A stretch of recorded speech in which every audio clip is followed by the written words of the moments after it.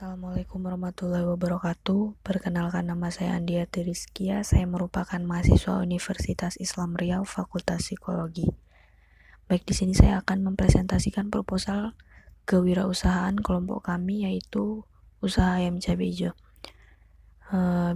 Di sini sebelumnya saya akan memperkenalkan nama-nama anggota kelompok saya. Yang pertama ada Vanessa Salsabila, Raihana Permata Madina, dan Muhammad Imam Wahyudi. Baik, langsung saja saya masuk kepada latar belakang.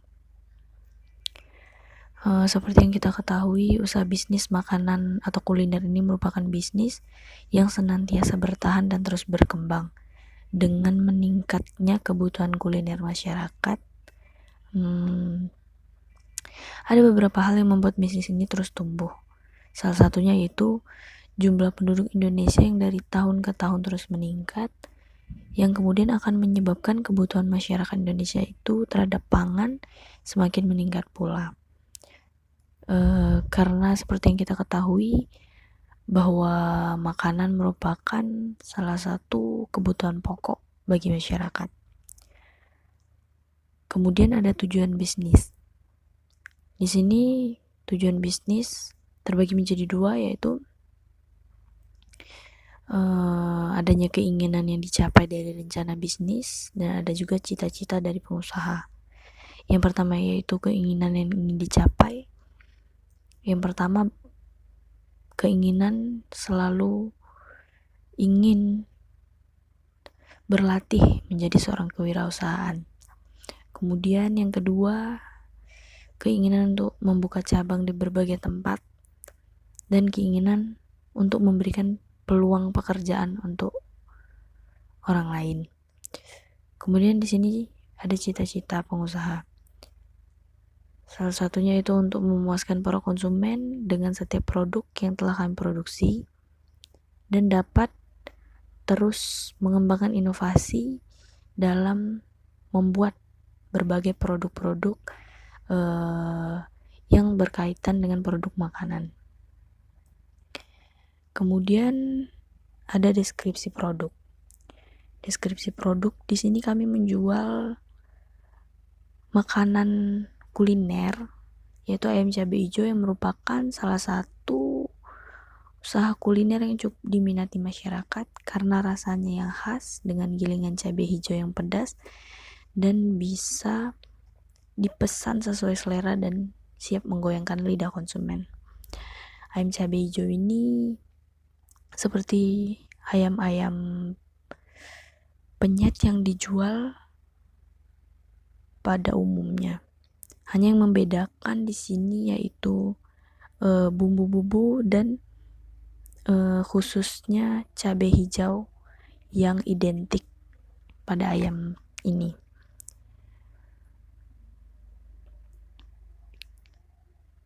Kemudian keunggulan produk dan saingan terdekat produk.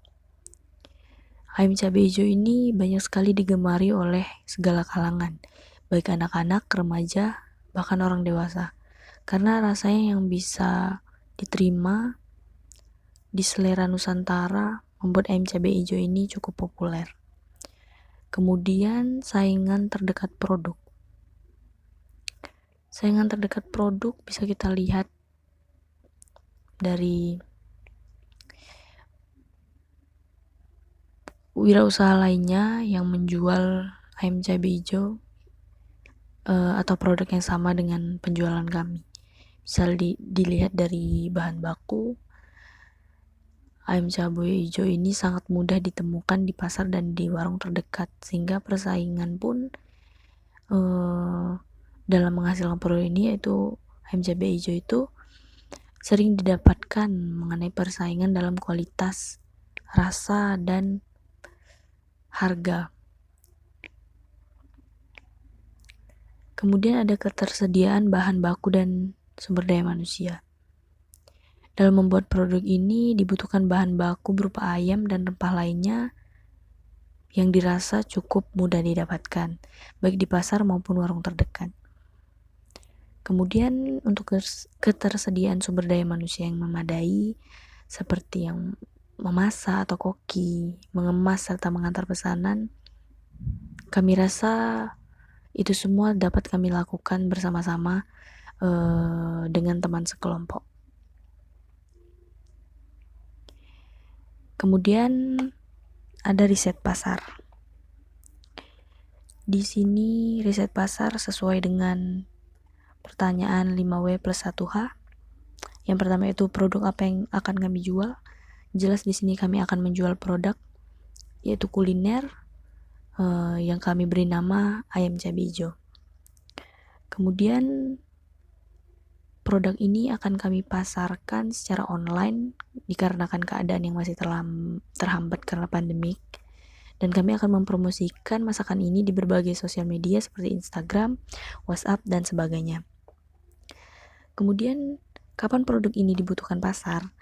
Tentunya produk ini akan sangat dibutuhkan pasar kapan saja dikarenakan produk yang kami tawarkan ini ialah kebutuhan pokok bagi khalayak ramai.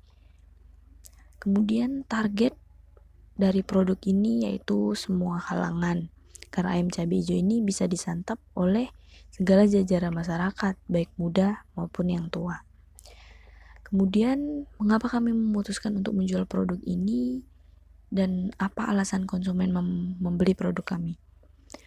Alasannya karena produk yang kami jual pastinya merupakan kebutuhan pokok masyarakat dan produk ini akan kami sajikan sedemikian rupa supaya menjadi berbeda dari ayam cabai hijau lainnya, sehingga konsumen akan tertarik dan akan memesan produk ini kepada kami. Kemudian bagaimana proses jual beli yang kami lakukan? Produk ini akan kami jual secara online, kemudian akan kami lakukan promosi di media sosial, dan jika mendapat pesanan, kami akan menyiapkan produk. Setelah itu, produk ini dapat diambil dengan sistem COD atau delivery, yaitu langsung kami antar kepada pembeli.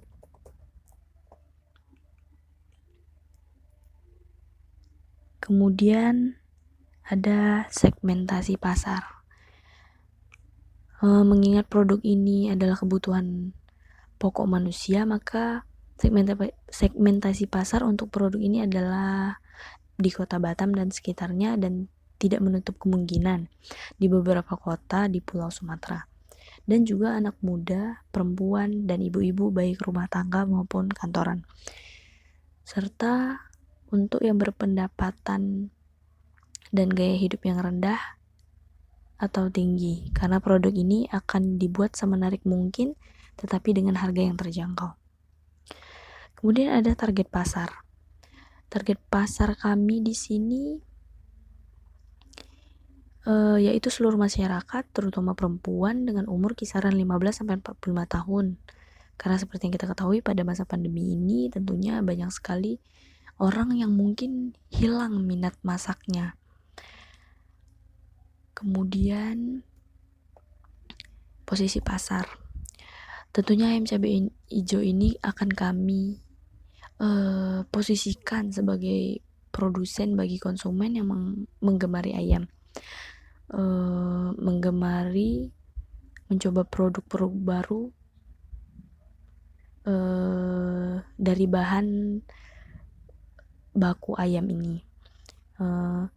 Posisi pasar di sini kami akan menjual produk ini di area sekitaran Batam. Kemudian strategi pemasaran. Pada strategi pemasaran ini, yang pertama yaitu kami akan memasarkan produk menggunakan cara yang menarik, baik online maupun offline. Kemudian membuat packaging yang unik dan elegan, memberikan pelayanan terbaik pada konsumen, menjual produk dengan harga terjangkau, mengutamakan kualitas bahan dan produk, mempertahankan kualitas bahan dan produk, membuka cabang di daerah yang memungkinkan, dan mengembangkan variasi produk makanan lainnya. Selanjutnya yaitu perencanaan pemasaran bisnis, yang dimana yang pertama bisa kita lihat yaitu proyeksi permintaan dan penawaran selama 5 tahun ke depan.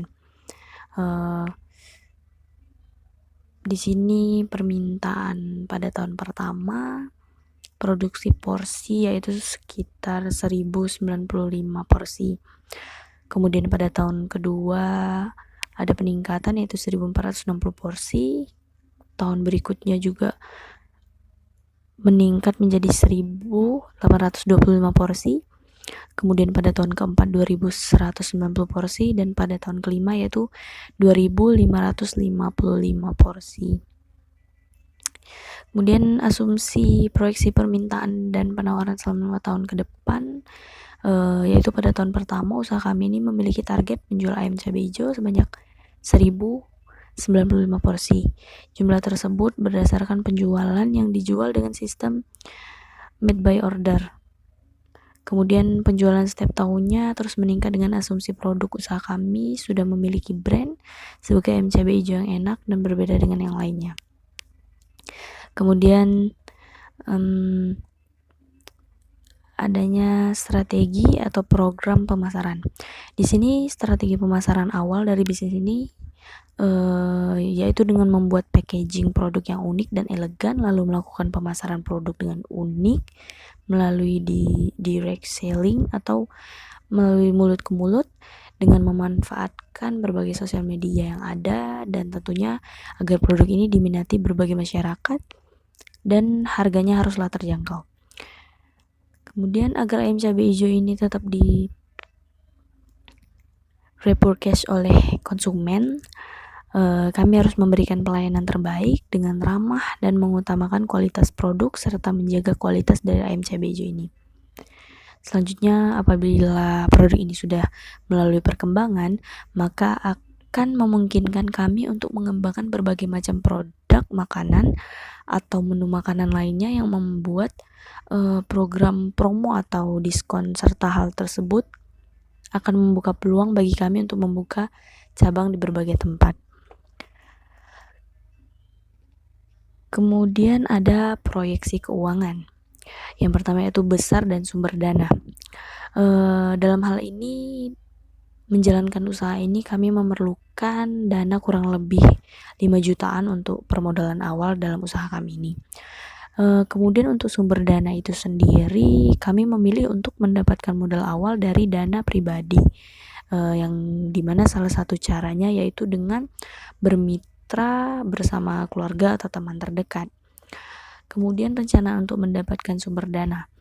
Rencana yang kami lakukan di sini dalam mendapatkan sumber dana, yakni masih memutuskan untuk menggunakan sumber dana pribadi, di mana kami bisa bermitra bersama keluarga ataupun teman dekat, atau mungkin kami bisa melakukan pinjaman modal kepada orang-orang terdekat, karena ini akan sedikit mempermudah dalam permodalan awal kami dan dalam memulai usaha kuliner ini. Jika memang diperlukan modal yang cukup besar, maka kami akan merencanakan cara lain, mungkin bisa dengan meminjam uang kepada bank. Kemudian asumsi proyeksi keuangan.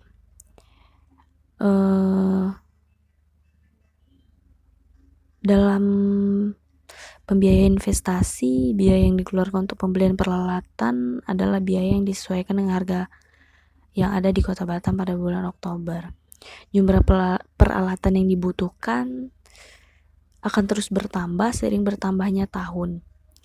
Kemudian penambahan jumlah peralatan ini dilakukan karena pertumbuhan usaha, sehingga membutuhkan pertambahan alat untuk terus menjalankan usaha ini. Kemudian harga-harga alat ini diasumsikan meningkat setiap tahunnya. Hal ini dikarenakan adanya inflasi sebesar 5% yang dihitung berdasarkan rata-rata inflasi Kota Batam selama 5 tahun.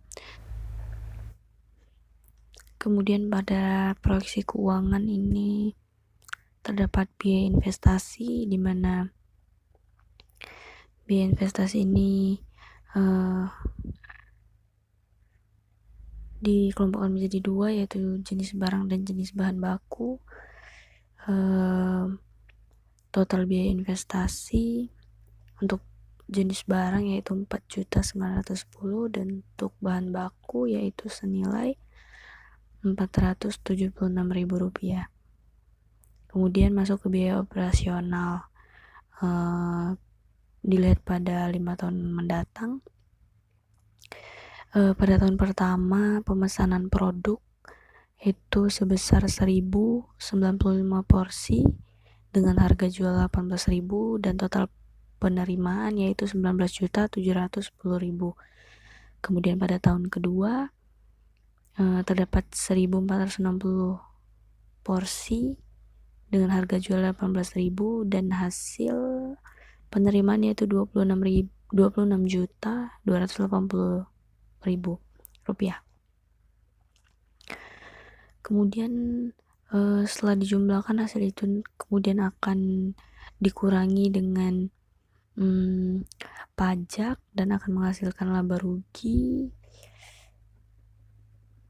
Pada tahun pertama penjualan kami ini mengalami menghasilkan laba yaitu 8.667.800. Kemudian pada tahun kedua yaitu 19.268.000. Pada tahun ketiga meningkat 24.556.550 rupiah. Kemudian pada tahun berikutnya yaitu tahun keempat juga semakin meningkat yaitu menghasilkan laba sebesar 33.828.800 rupiah. Kemudian pada tahun kelima semakin meningkat dengan hasil laba yaitu 41.783.850 rupiah. Kemudian di sini ada analisis resiko bisnis. Yang pertama, resiko dalam bersaing, di mana penjual lain lebih murah dalam menjual produk yang sama. Kemudian resiko dalam harga bahan baku yang tidak stabil, di mana membuat pengeluaran terkadang lebih besar daripada pemasukan, sehingga perlu ada peningkatan dalam biaya penjualan. Belum lagi adanya bahan baku yang tidak tahan lama, yang kemudian akan sangat merugikan jika bahan baku itu tidak bisa digunakan lagi.